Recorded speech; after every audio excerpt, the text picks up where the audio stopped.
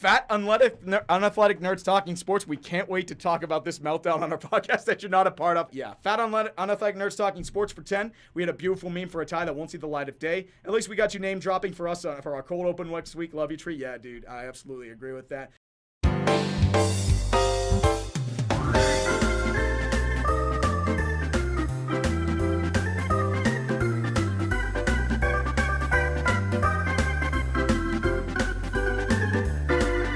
Good morning, or good afternoon, or good evening, where the hell you're listening to this. You're listening to Fat Unathletic Nerds Talking Sports, Sports Pod with Dad Thoughts. This is your host, JackKnife, alongside the Zach Danielz. How are you doing, Zach?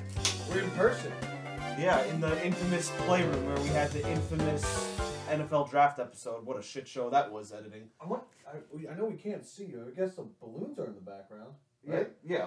Yeah, the balloons are in the background. Good shit. I like that. Yeah, let's see. Yeah. Oh, that's perfect. I love this background. It's not sports related at all, but you know what? Fuck it, we'll roll it. Yeah, I mean, for those watching on video, I'm freaking dressed prepared. I'm wearing my Ranger sweater. You're in Wawa attire. I mean, Wawa's amazing, but you know, but you know, you're drinking Bud Light. I'm gonna have to freaking counter that with a Ying. But yes, yeah, I mean, you saw our cold open. Why don't we give a little special thanks to UrinatingTree for giving us a shout out in his stream? Yeah, I mean, were you the one that was in on that? I was. Dude, I just love UrinatingTree's videos in general. I know Jack is all over it. He was going crazy. Was it for the Steelers game too? It was for No, it was for the overtime. It was for the overtime with the Chargers and the Ravens. Yeah, I right? saw him announce on Twitter. He basically was like, Bill O'Reilly, we're doing live. Oh, Fuck yeah, it, dude. Oh, I went on that. He got like tens of thousands of people watching. Oh, jeez. But yeah, Yingling flight. Oh yeah. What is that Yingling flight? It's a light Yingling. All right, cool. Watching them calories. I guess, yeah. I mean, yeah, it was a long night tonight. Sorry, had to freaking sleep in my driveway waiting for me to get out of a firehouse. I just needed a nap. So let's see. We got this agenda right in front of us here. You know what? I'm saying this because I put down so much for the playoffs. Let's go backwards. You know what? You know more about hockey. You let's start with that right now. I mean, like, what's going on here? I'm gonna start with one thing. You put the Penguins on here. Hey, they won me $80 the other day. Must be nice. Must be nice. Yeah, they won me $80. But yeah, and basically gonna give a little sprinkle when it comes to hockey. Right now, the Rangers are still a freaking wagon. If that's Zach in hockey terms, that basically means a team that's doing really well. Looking at the standings, they're number 1 in the Metropolitan Division. I've said this before, I'll say it again. I don't think they'll stay there. Pittsburgh has a game in hand on them. Pittsburgh's behind by a point. Carolina has 4 games in hand, and they're only behind by 2 points, which is the equivalent of a game. Okay. But, you know, the Rangers are still doing very well. Chris Kreider, last night, was it last night? Or wait, what day is it today? Today's Wednesday. Okay, so Monday night, Chris Kreider, for the first time in his career, scores 30 goals. So he's finally become the power forward we've wanted him to be for so long, and we're just barely halfway through the season. I don't necessarily think he'll get to 50, but I think at this point he'll get 40, as long as he stays healthy. How many games are left? It's an 82-game season. They played like 42, 43 games. Okay. Wait, so I have it. Yeah, they played 43 games, so like 39 games left for the New York Rangers. Well, let's see. Kreider leads the NHL in goals. Adam Fox leads the league in points by defenseman. Okay. And like as of this recording, yeah, because Victor Hedman is 2 points behind him, and the Lightning are not playing tonight. So ultimately, the Rangers are showing they have a great first line. They got great talent, but you know, at the same time, when I give them the eye test, the rest of the lineup, you know, isn't that impressive to begin with. I mean, keep in mind, some of it's, you know, youth. Lafreniere hasn't fully blossomed yet. Even though, like, in the shootout the other night against the Kings, it was quite a storyline.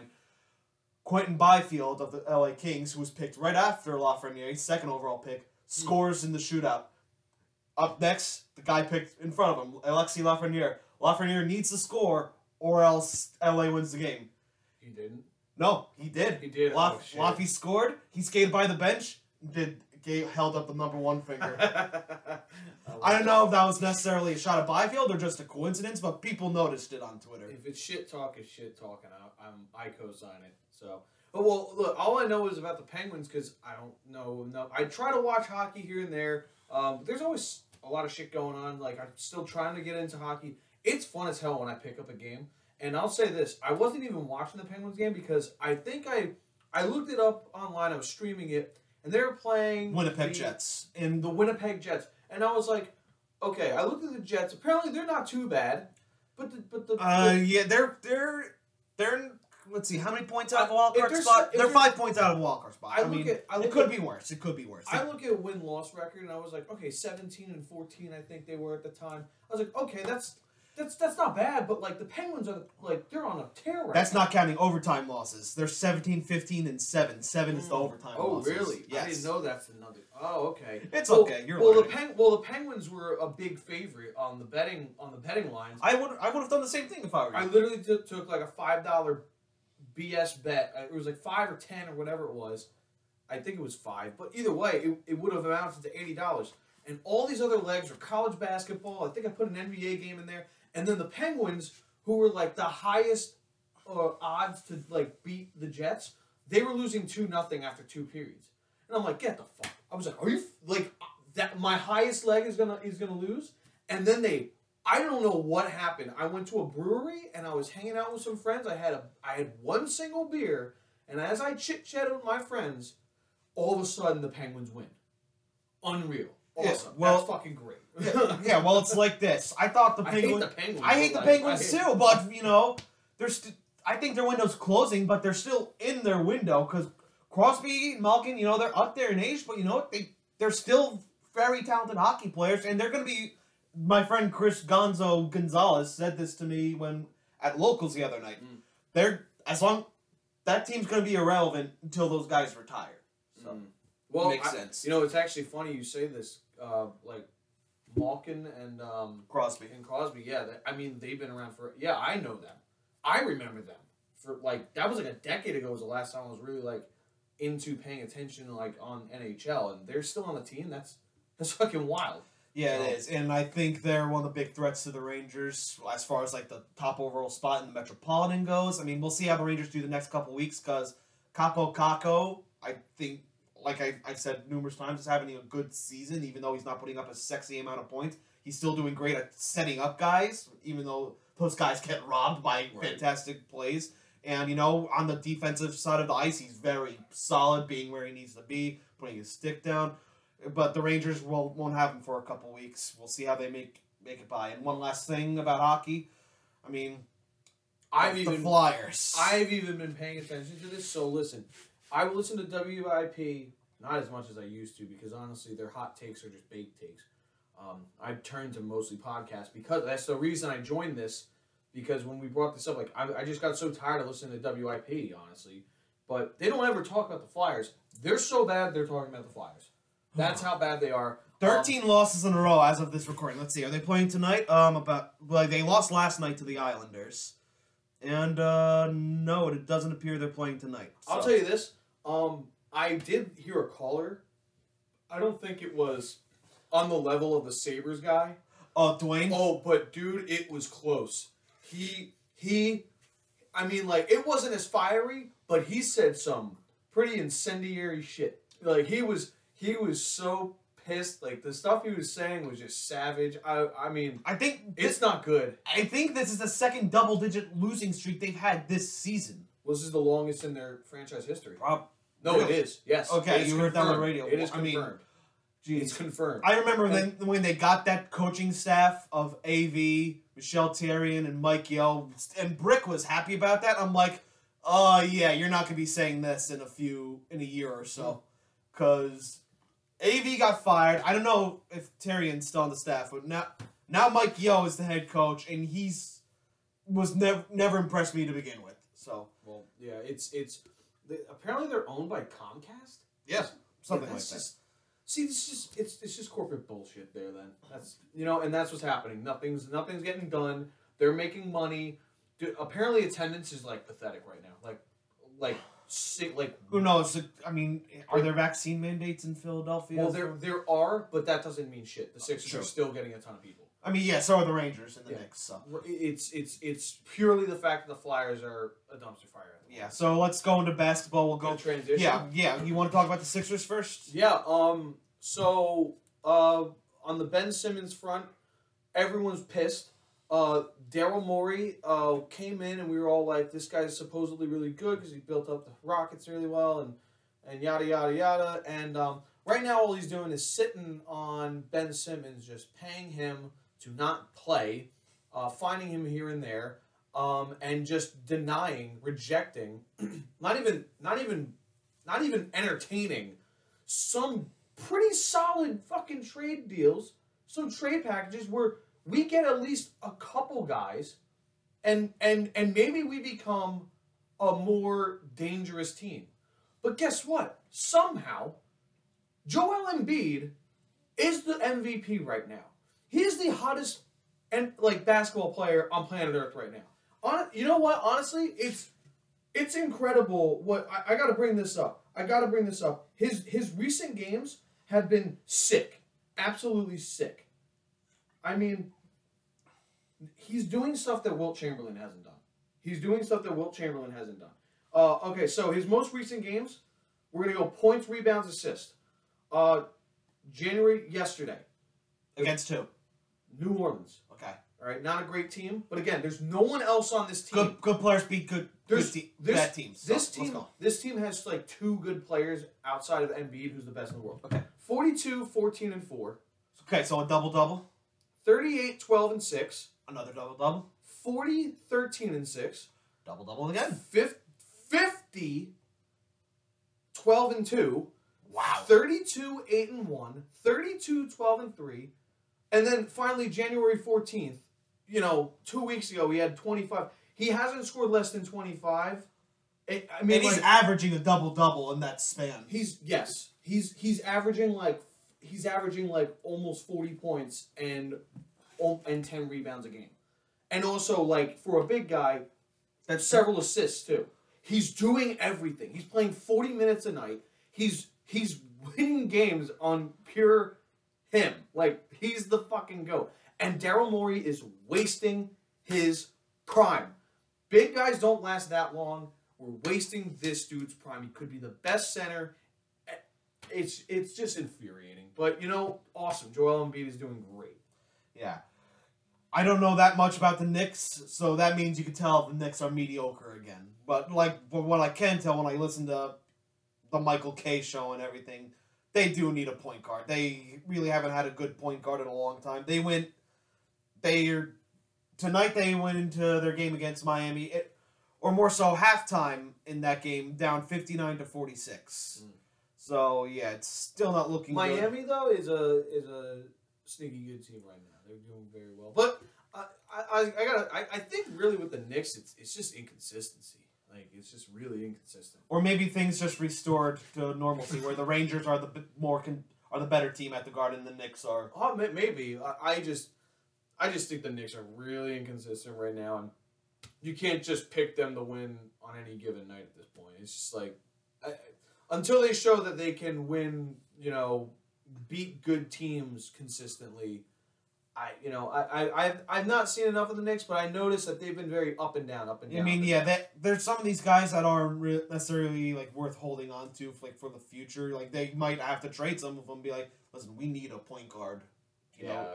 They might not have had a great points guard. I think LaGreca or Kay said not since Clyde Frazier. I mean, I don't know if I go that far. John Starks is pretty damn good, but what people mostly remember him for, or at least one of the things he's mostly remembered for, is only getting 2 3-pointers in Game 7 in '94 against the Rockets. Well, I think I mean, just in general, I thought Kemba Walker was pretty good. And then they still got Derrick Rose. Maybe it might just be age. But Could be. I know they made a trade for someone, and I consulted with my buddy Sean. He's a big Knicks fan, and it was Cam Reddish. They got Cam Reddish as a forward. He said they needed another forward because it's like Julius Randle, and that's like it right now. You know? Yeah. But hey, they gotta pick it up themselves, and but that's for us on basketball. That's it right now. The regular season. I do want to take note of one thing. As of this recording, it's January 26th, 2022. 2 years ago today was the day Kobe Bryant died in the plane crash. R.I.P. Kobe. Jeez, I remember being at work when that happened, looking at my phone, and our good friend Adam Kirkland posted the TMZ article on Facebook, and I laughed. I was like, "This isn't real." Yeah. And then and then like my page refreshed, and I saw more people posting about it, like, "Please tell me the news about Kobe is fake." I'm like, no, this can't be real. Yeah, right. Like it didn't feel real. Yeah, and then my coworker behind me, who was one of my good friends, how's my mic? You're looking at my mic. I'm making sure it's good. I'm making sure. I don't know where. I'm not even gonna edit that out because I'm a lazy editor. It didn't need to be edited out, but I am just making, it is on the ground, so I was just making sure it is picking us up. But I know like mine has the pseudo tack thing, and whatever. Yeah, my good friend Jake was sitting right behind me. Jake was probably my best friend. Like at the time I worked there, I still talk to him every once in a while.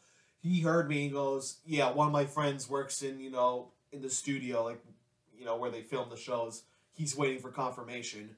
We basically found out like before it was like official. Yeah. Yeah, it's real. Yeah. And I remember like where our office, the way our offices was set up, it wasn't cubicles, but it was like a desk, and you could be sitting right next to me, and I'd still see you. See you, yeah. Yeah, everyone has their own TV where they can watch, games that they're assigned to or any game that they're interested in. Literally, like once it was official, I swear to God, every TV in that office, like you could see like 100, 200 feet down the room had Sports Center on. And like, our lead, in our stats and analysis section, because like we were watching these college basketball games, basically said she came up and was like, "Listen, we understand this is a huge moment in sports history. You can follow along, but at the same time try to keep up with your assignments." And we did. Well, I mean, you're still working, but it's also like when you're working in that environment, there's no story. There's no escaping that story. That story is going to dominate literally every airwave on the fucking on every medium. You know. So rest in peace, Kobe and his daughter and the other people who were and everyone in that awful. All right, let's go to baseball. I think we have a lot more to talk about when it comes to baseball. So, baseball's still locked down, and I'm an idiot because I kept forgetting to bring this up the past times we recorded. Buck Showalter is the manager of the Mets. We're not going to go on this too long because it is old news, but Zach, you're a Phillies fan. Do you think the Mets are going to be a threat now, or until they are, no. Okay. Like they got Max Scherzer. They get they like that, but that's what I'm saying. They get good players, and then they just don't. Like I don't know. Like yeah, they do. But I was literally my bachelor party was that game in early August where the Phillies were in the middle of like a 6-game win streak, and the Mets were in the middle of like a 5-game losing streak, and like you could just see the standings just. The Phillies creeping up on them, and the Mets just falling down. And literally, that game was the game I think they jumped up like a half a game. And it was a great night for my bachelor party. Thank you, Devin Sinha. And just like until like, and then after that, the Mets were in free fall. It became about the Braves and the Phillies. That's what happened, precisely. So like, I gotta say though, Buck Showalter, like not bad. It is a smart decision. You got Max Scherzer. Buck Showalter to me is kind of like a Greek tragedy. Like he is a good manager. It's just that like, all right, I left I don't know if he got fired from the Yankees or he just left, but like, okay, he's gone. They win the next year. Crap. Okay, he goes to Diamondbacks. Leaves next year. Oh, now the Diamondbacks win the World Series. It's like, you gotta be shitting me. That's wild. Yeah. But anyway, big news yesterday. The Baseball Writers Association, or whatever the hell they're called, had the Hall of Fame vote, and only one person received enough votes, and that was David Ortiz. And Barry Bonds, Curt Schilling, and Roger Clemens are officially never getting in because it's been too long for them, and they didn't receive enough of a percentage to even warrant them keeping on. Oh, and Sammy Sosa too. Sammy Add Sammy Sosa to that list too. So I see you added a note. David Ortiz works for MLB Network. It's blatant favoritism. Wait, does he work for MLB Network or Fox Sports? Oh,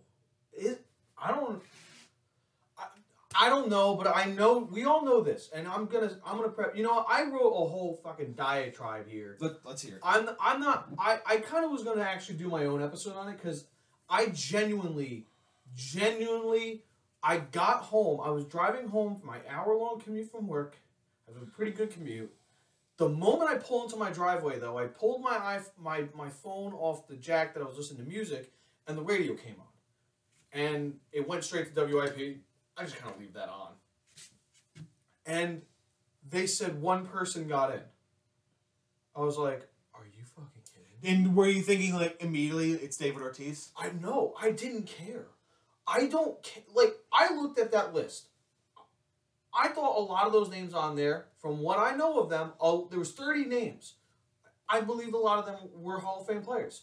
I'm like... Regardless of steroids. Yeah, but then, like, you add in the lockout, you have a lot of them being in the steroid era. It's just the fact that, like, I get it. They compromised the sport. But, like, let's be real. Everyone was doing it at the time. Well, and also it's history.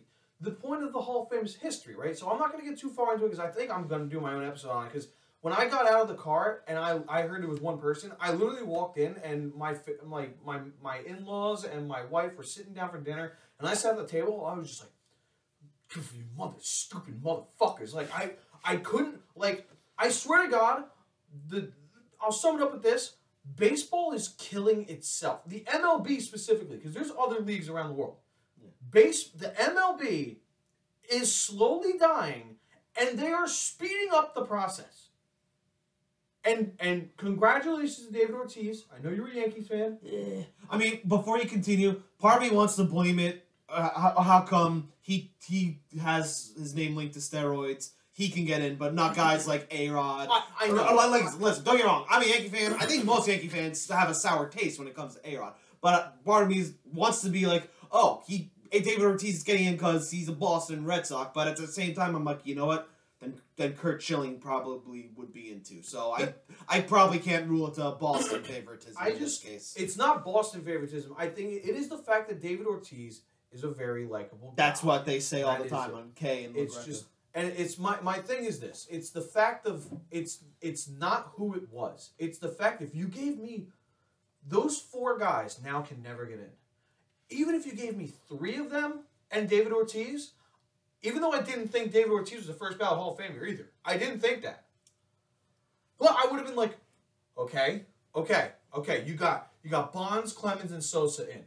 Cool. You got the home run leader, like all-time home run leader, even though it's there an asterisk. The 7-time most ever Cy Young winner, like Roger. Yeah, Clemens put out a statement like after it was like, listen, when I became a baseball player, my goal was provide for my family. For them to be for it to be like sustainable for a really long time, or for them to just sustain themselves for a really long time. It's just something along those lines. But yeah, go on. And also the big joke: Pete Rose isn't in the freaking Hall of Fame. All-time hits leader. Yeah, it's. Don't get me wrong. I don't think what he did was right, but at the same time, I don't think it's like he cheated. If anything, he would. It's honestly. I think if anything, he would have cheated himself. He's only not in because he lied for 20 years.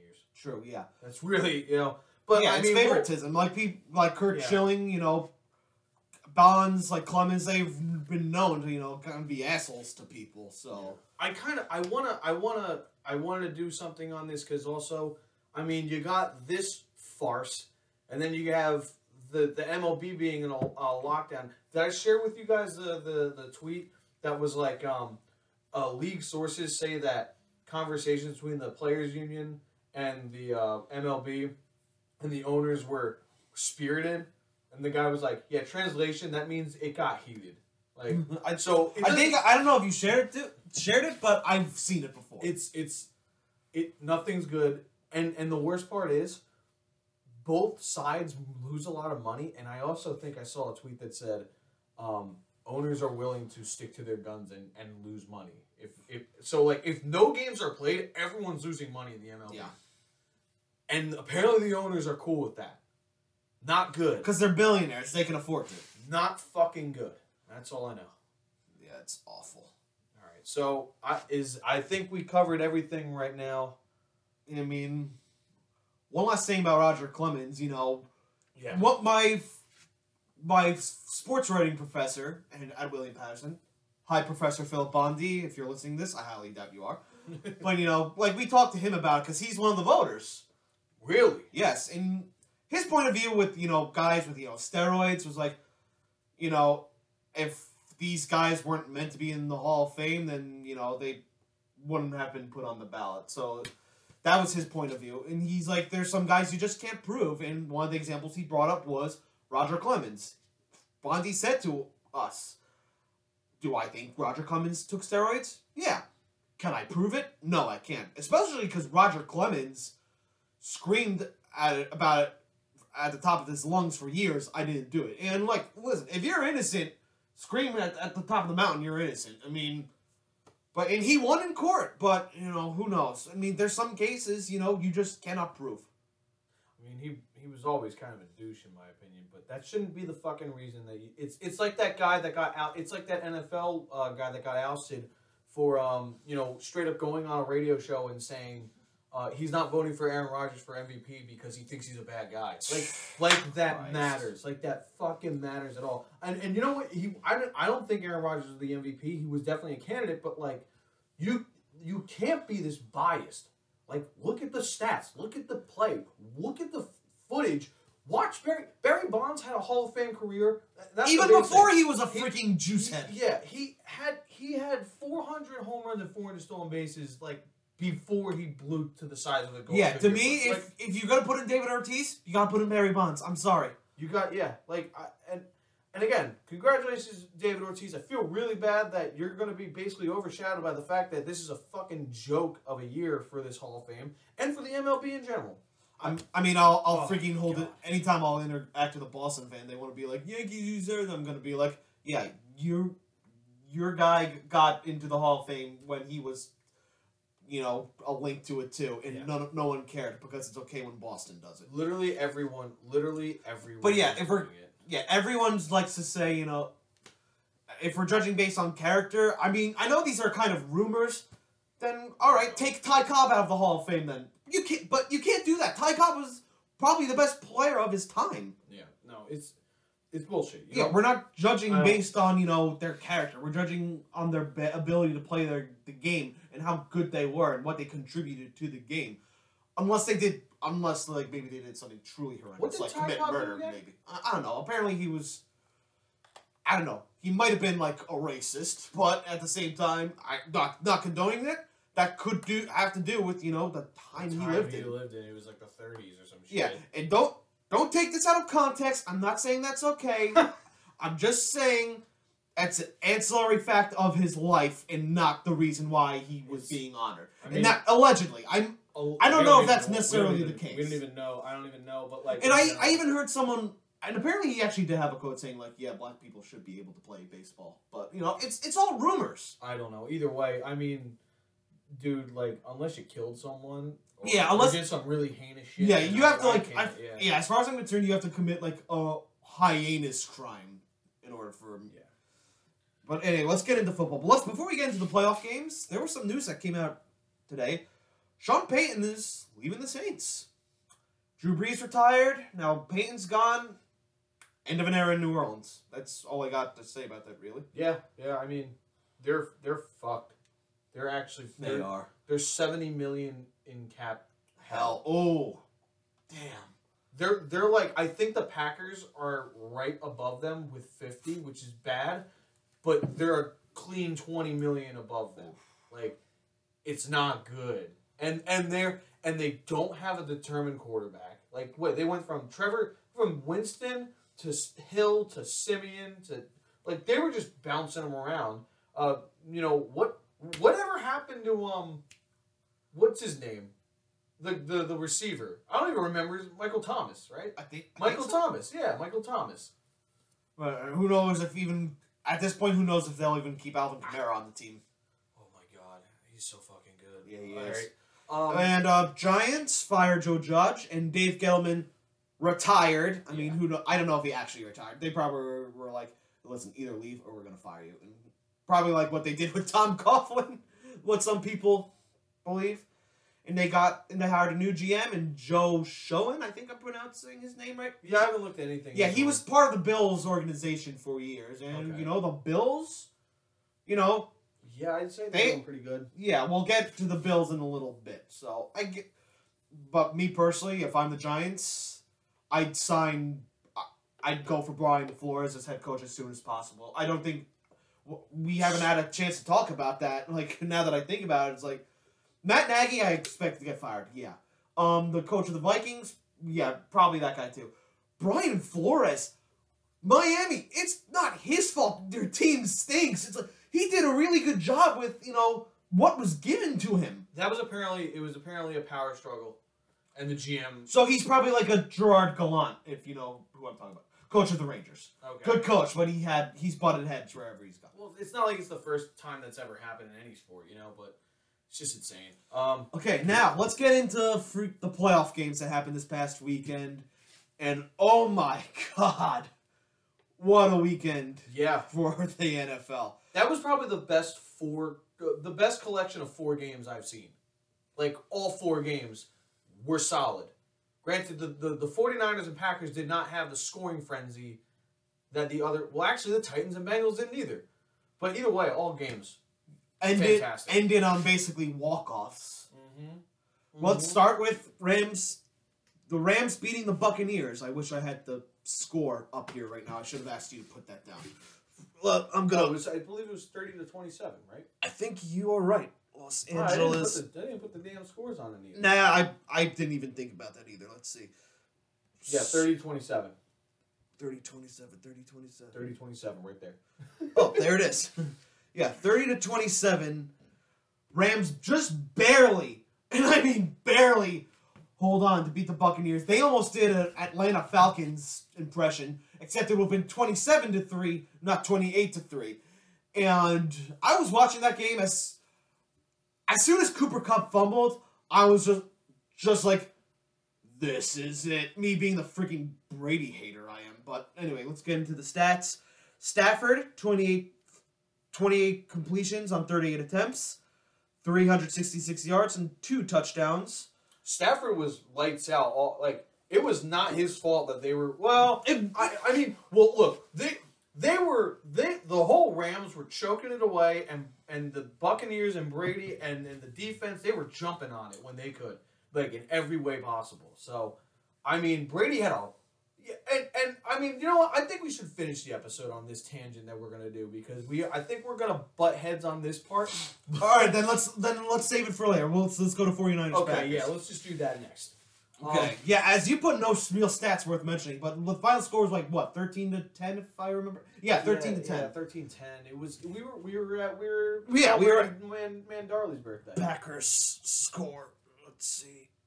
We didn't do any research on this. Well, we did. We just freaking forgot to put the 13-10. We were right. Yeah. Well, it was a low scoring. It was honestly, we were at the bar. We were celebrating Dan's birthday, and I kept looking at the screen and being like, all right, it's fucking nothing going on. And then I noticed it started snowing, and I was like, holy shit, this is turning into mayhem out here.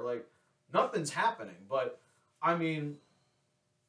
there was just nothing going on. And I did listen, by the way, I listened to this, the Double Doink podcast. I follow a guy named Brendan Deegan. I'm hoping I say that right. It seems pretty easy to pronounce. They pointed out, it really did come down to Rodgers, I guess, being, too, one-track minded or something. I'll tell you this. Devontae Adams had 9 receptions for a lot of yards. Aaron Jones had 9 receptions for a lot of yards. And then I think 2 other people had 1 catch. Was weather a factor? I know it was freezing and it did snow at some point. It doesn't help. It never helps, but also... But at the same time, they playing Green Bay, they should be used to it. Well, this is the stat that they said in the Double Doink podcast. Alan Lazard, Randall Cobb, Alan Lazard of clear number 2 for them, Randall Cobb and Josiah DeGuara, I don't even know who that is, but they pointed this out. 75 routes run. 75 between the three of those guys. 3 targets, 1 catch. How do you not try to go? Alan Lazard is actually pretty good. I've watched enough Packers to know Alan Lazard is perfect because everyone likes to focus on Devontae Adams getting his like 5-6 catches in a row, and then Alan Lazard's open in the end zone. He's a pretty big dude. So, I mean, what were they doing? Like, what was Green Bay doing? And special teams apparently sucks. Absolutely sucks. It was a blocked field goal and a blocked punt. Yeah, I mean, Jimmy Garoppolo didn't even have to fucking do anything that game. They didn't score an offensive touchdown. No, they didn't. I think they only got the 2 field goals. They got was it on defense or special? I don't remember. We were at the bar again. Yeah, we were having a good time. Yeah, I had a freaking parlay bet that night. It was only a $5 bet. I was like, okay, the Rangers are playing the Canadians. Not Canadians, the Coyotes. Okay, they should win that. And they did. They gave me a scare, but they won 7-3.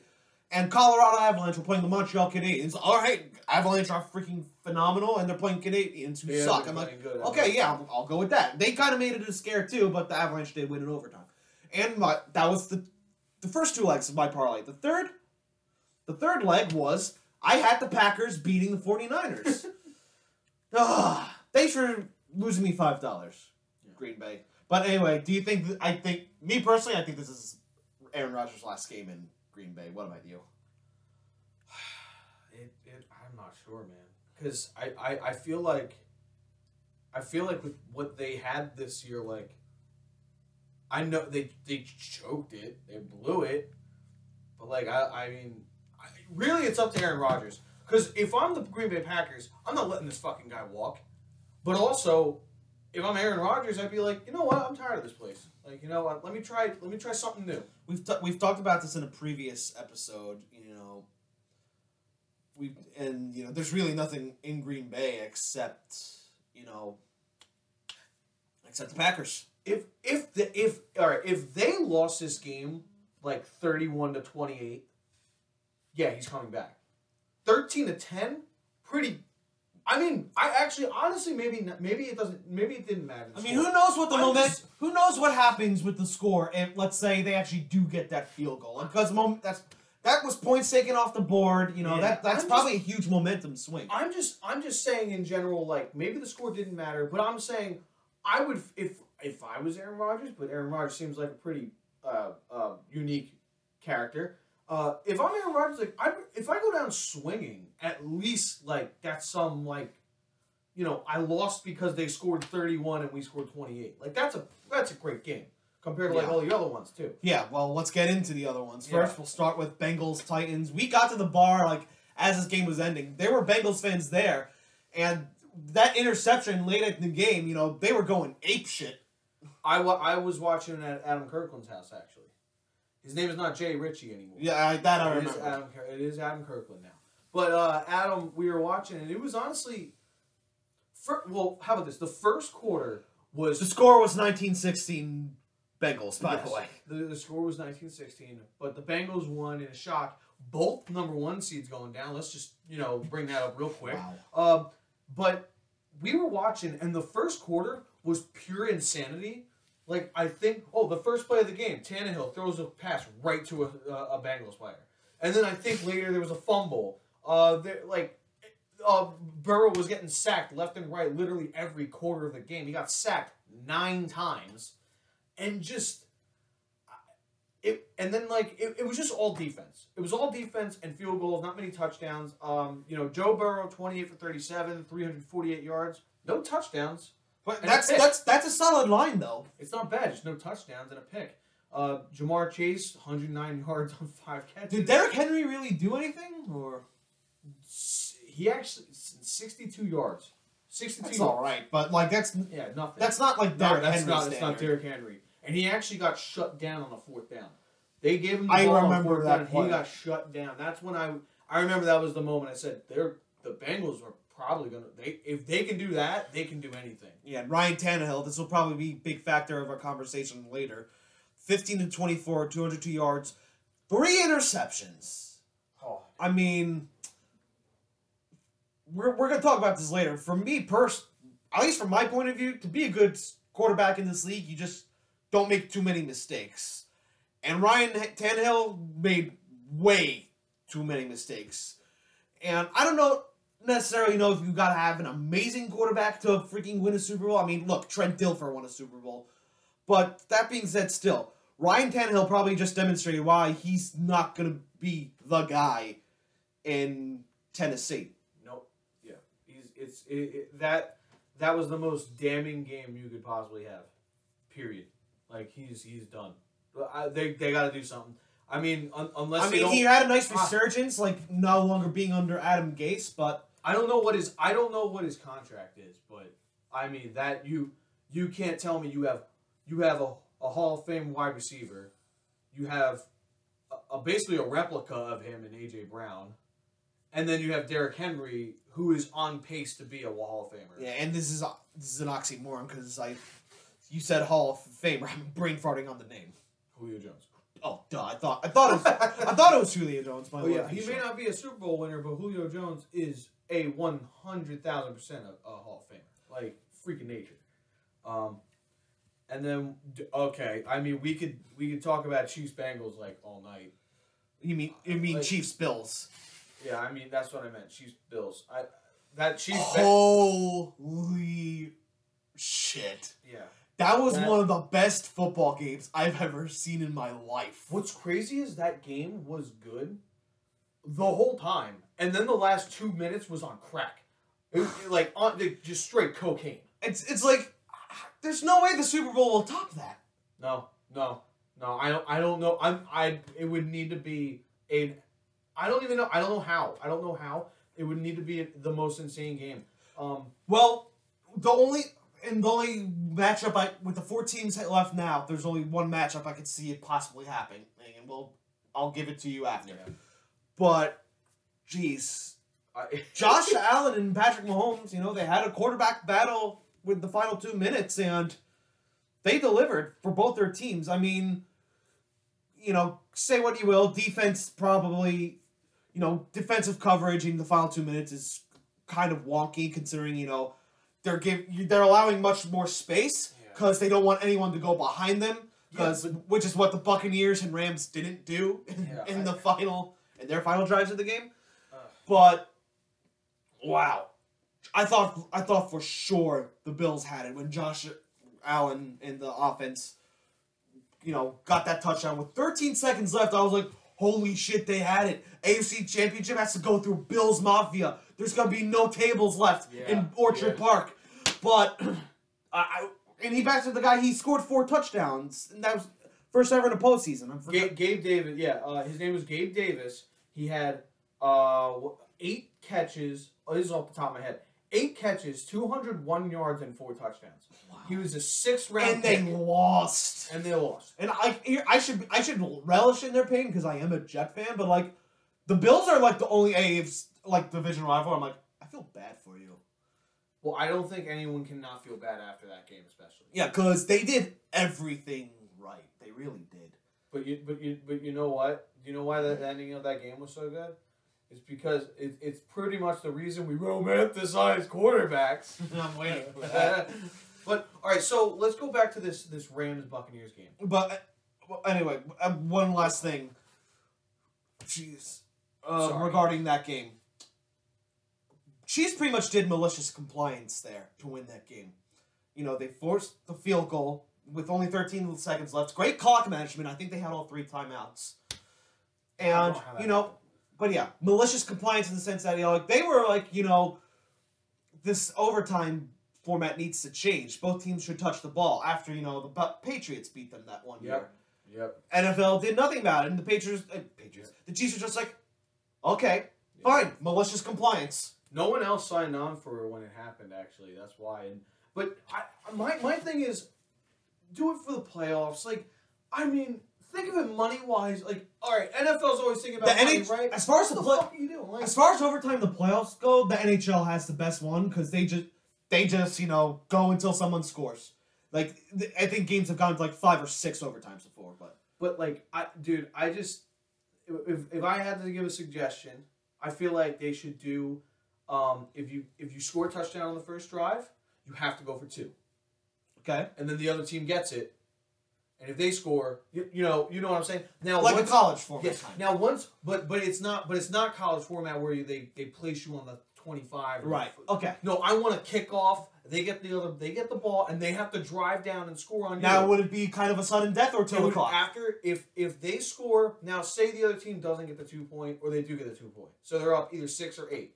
Okay, the other team gets it, they have to drive down, and then if they match you, now it's sudden death. Now the other team has the chance, if they score one more time, game. Okay. That's the way I think. That's okay. just because I feel like at least you get both. But then there's also a hole in that. And maybe if it's like, well, either way, I feel like you got to work with timing too. But I feel like I understand like walk-off touchdowns are cool and all, but like, I don't know, that just felt dirty. Like, like that's the way that game was. It really did not matter who was going to get that ball. Right. I did. You really like it was literally like, okay, whoever wins the coin toss wins the game. Well, it's like, oh great, Josh Allen and the Bills are going to have it. Great. Oh, great. Patrick Mahomes and the Chiefs are going to have it. Yeah. Great. Like, what did you just watch the last, 20 minutes of real time? I don't know. 2 minutes. I don't know what's more heartbreaking if you're a Bills fan, that or wide right. Probably wide right because that would have won a Super Bowl. But yeah, no, I think it's that. But this was just a heart attack. Like everyone, even Catherine, my wife, who does not pay attention to sports much at all, she was losing her mind at what she was witnessing. Like it was. The 75-yard touchdown bomb, they did a review, like, I saw someone, like, analyze that, and they were like, a lot of inexperienced guys go to, like, Stephon Diggs, because he's the number 1 guy, who only had 3 catches for 7 yards. He did nothing. They would go to him, even though he's, like, double coverage, in which he was, or he was really covered hard. And then they were like, a good quarterback goes to progressions and finds Dawson Knox over the middle in that prevent defense, because everyone, it prevents you from winning the game.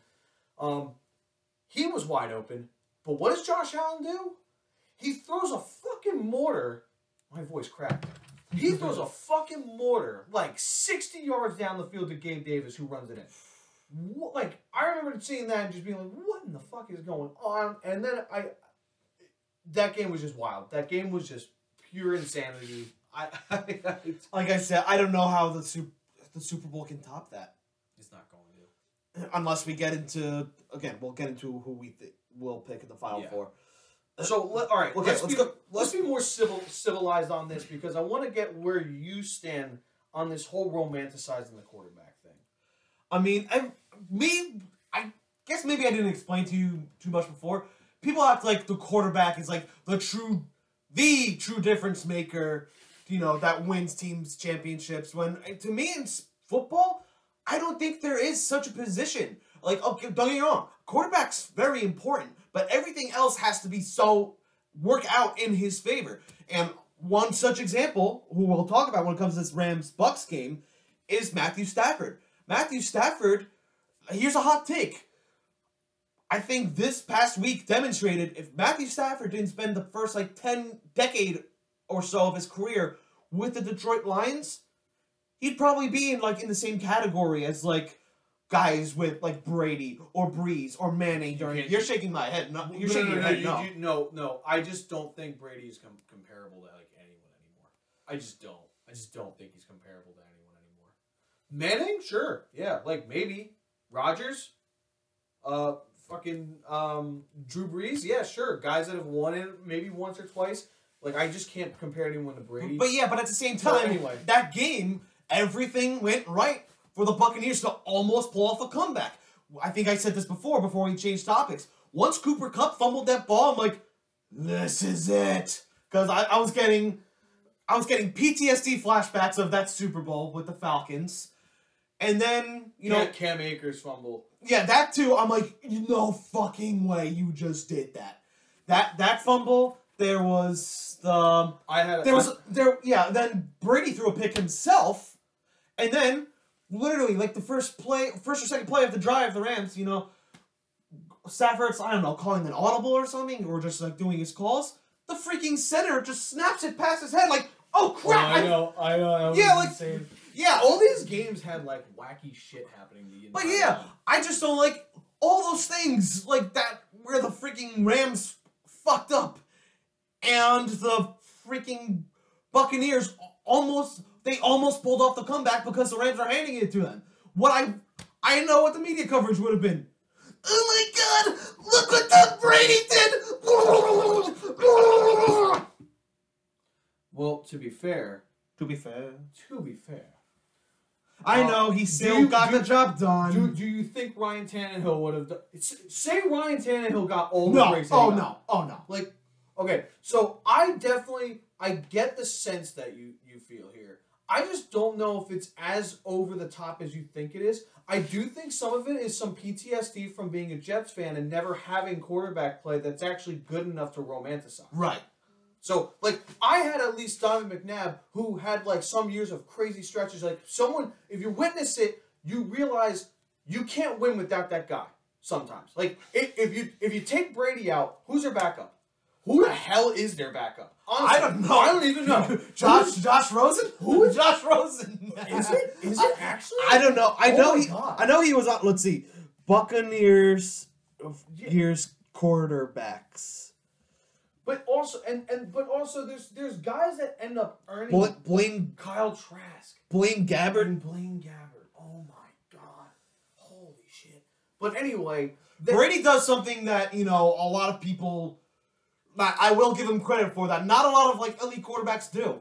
He'll take the option that's like probably not the number one option, and if nothing's open, he's more likely to throw the ball away. Well, and the other thing we need to look at here too is yes, he still had Mike Evans. Yes, he still had Rob Gronkowski. Think if this team had Chris Godwin. Think if this team had Ronald Jones in the back. Or if Antonio Brown was in the freaking cycle. Like I said, everything has to work. So many things have to be in your favor. Stafford never had that in Detroit. Well, he had Calvin Johnson. He did. That other Megatron, and that's it. I think what Matthew Stafford did was after Calvin Johnson gracefully I don't know what to call it. Like, he just retired because the Lions suck. He did a Barry Sanders.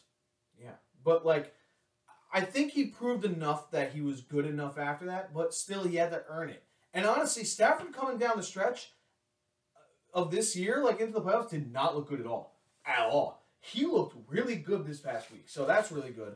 And then, okay, so let's just go down the list of these games, because now we're in this time of the year where the quarterback play matters the most. You know why? Because we look at 49ers and the Packers. Aaron Rodgers, is an amazing quarterback. You're right. This helps your argument here. But I just gotta say, like, Jimmy G, is he good?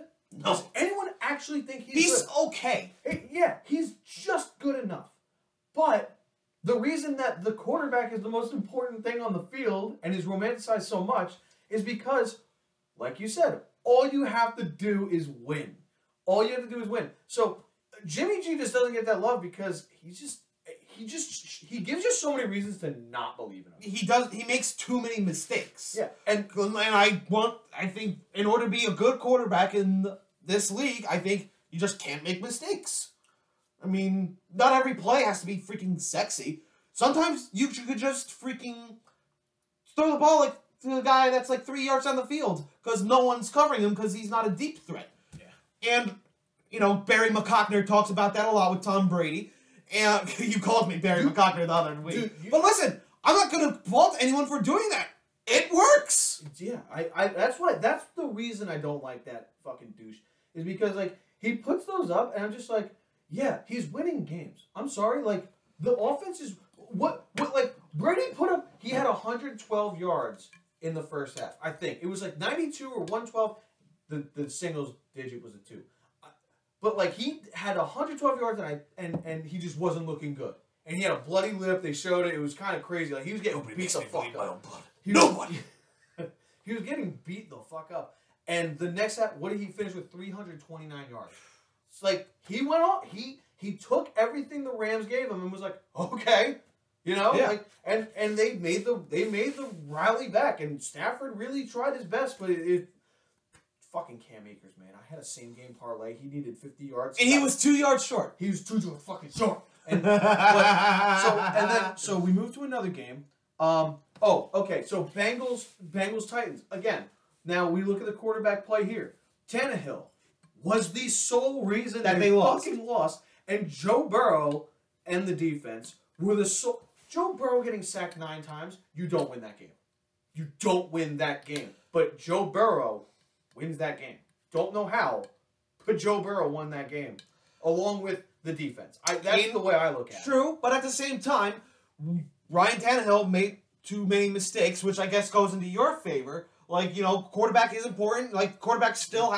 I'm not saying quarterback's not important at all. I just don't think it's necessarily as important as some people make it out to be. But that being said, you still have to be smart. You still have to know, okay, I got to make my decisions, make the best decisions that don't give the other team the ball. Yeah. And then I mean, like, the creme de la creme was that Chiefs-Bills game. Yeah, and Tom Brady's probably the smartest quarterback in the history of the game to be like, okay, where's the least likely it's gonna get picked off? Or, okay, what's my number one out?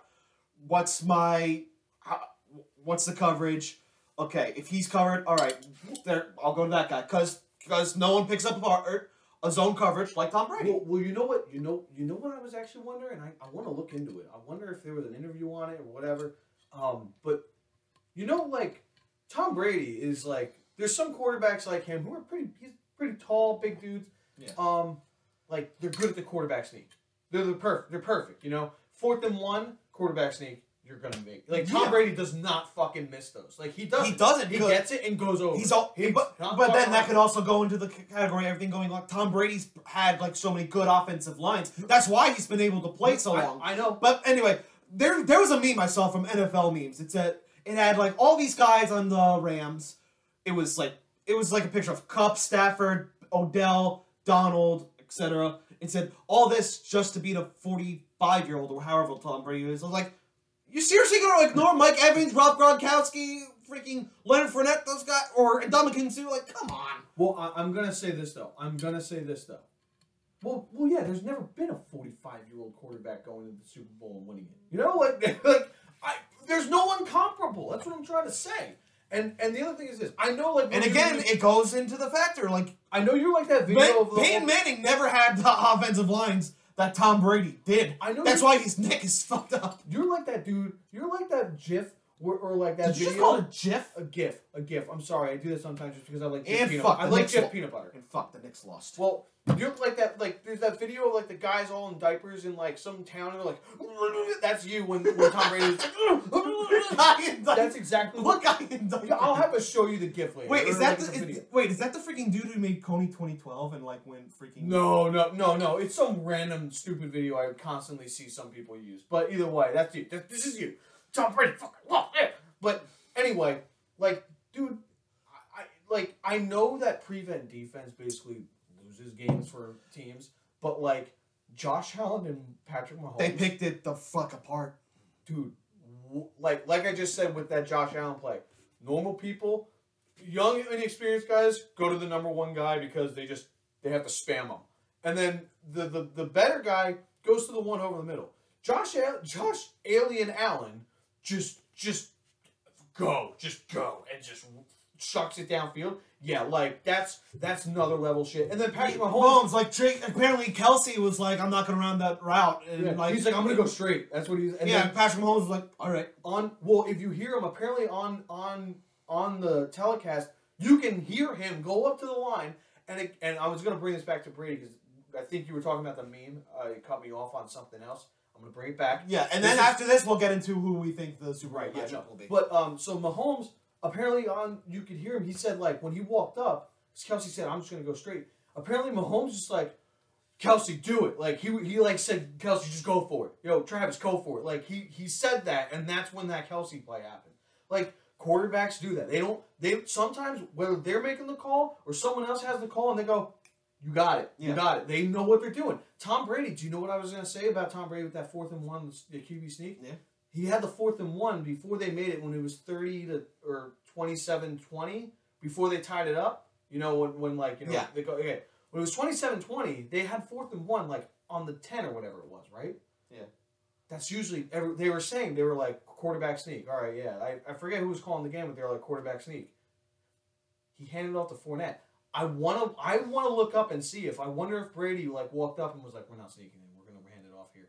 If he does that, then it just proves everything I've been trying to say is that depending on your quarterback, like, yeah, you just need to be, you can be mistake free.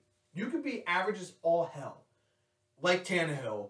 But if you can just be mistake free, you could get away with it. Right. But then there's like, the better you get, the more it shows, like, the more people, risks you can take. The more people are going to look at you and say, holy fucking shit, that guy's really good. He's going to be the reason they win this game.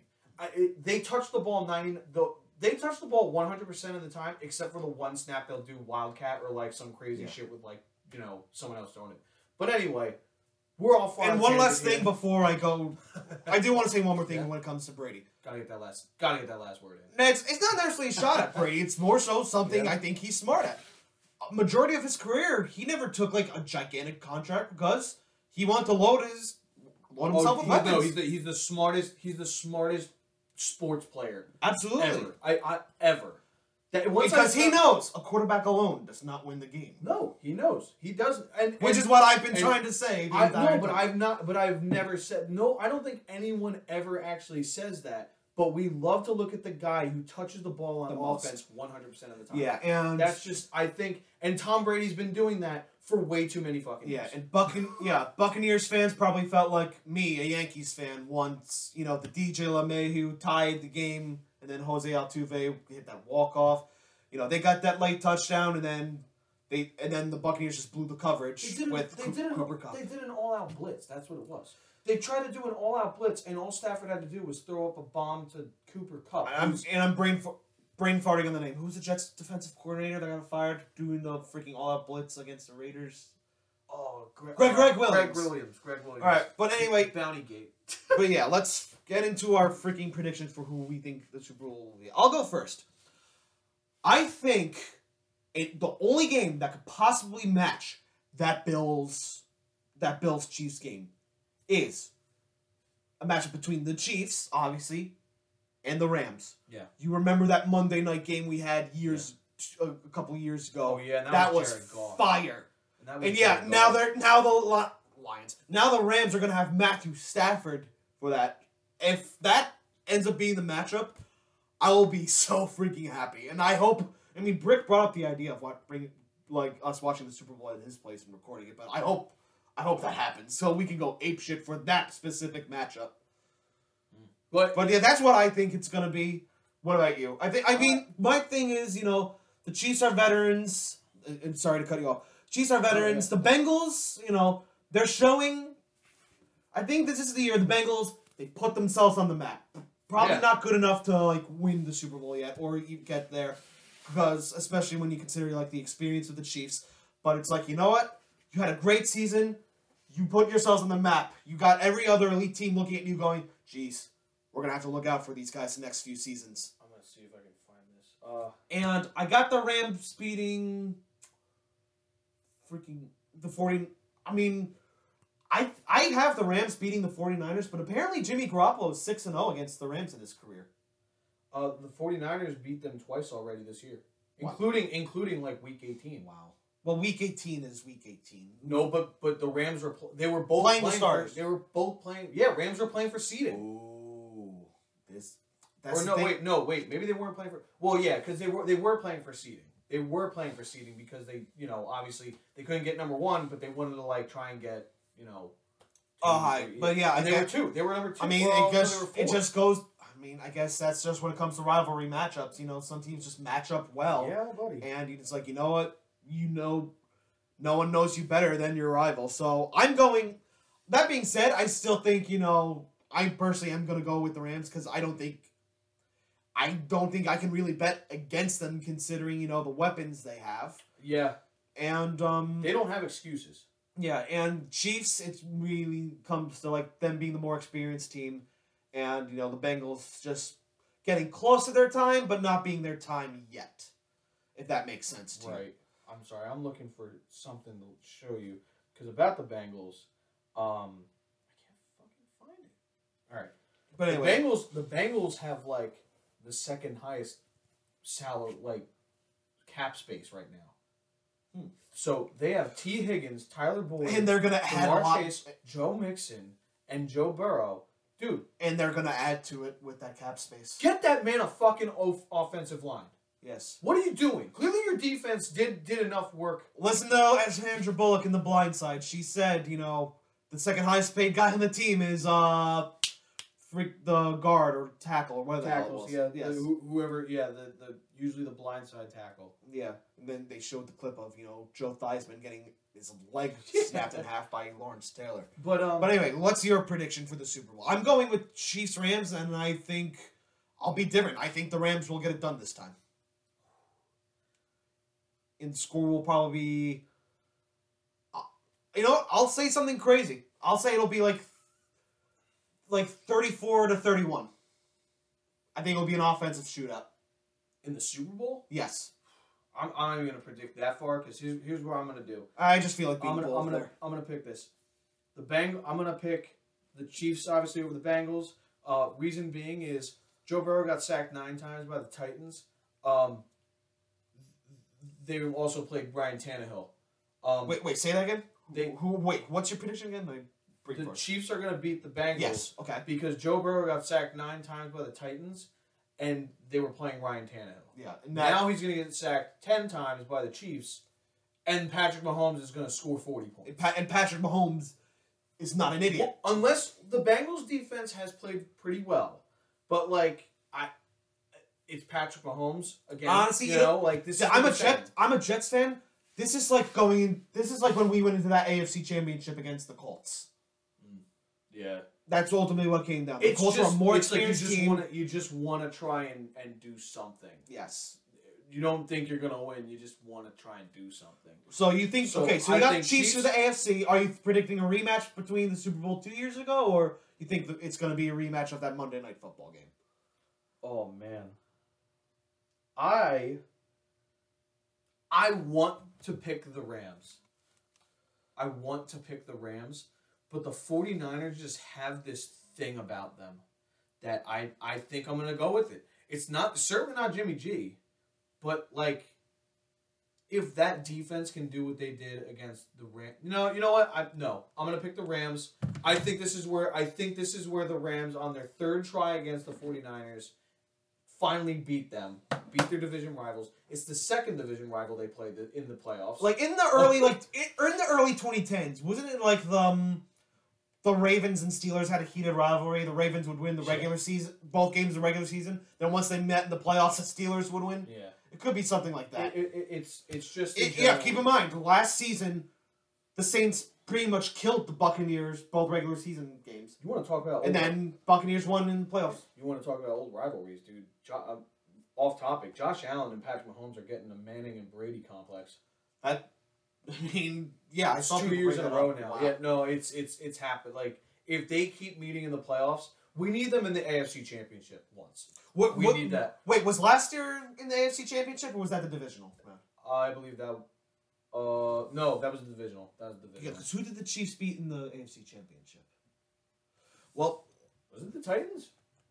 You might be right, but hold on. 2 NFL seasons, freaking So I think Pro Football Reference. 2020. Hold on. I think it's going to be Chiefs and Rams. I think the Rams and 49ers are going to have a good game, or the Rams decide, hey, we need to beat these fuckers. I'm hoping it's the other way around. No, it was AFC Championship. It was the championship. Yes. Holy shit. All right. Well, yeah, they're starting to build that complex, especially with that game. I mean, holy shit. Yeah. So we're both predicting Chiefs Rams. I got the Rams winning that. Did you say who you got winning that game or? Yeah. No. It's winning the Super Bowl. If it's Chiefs Rams, I think.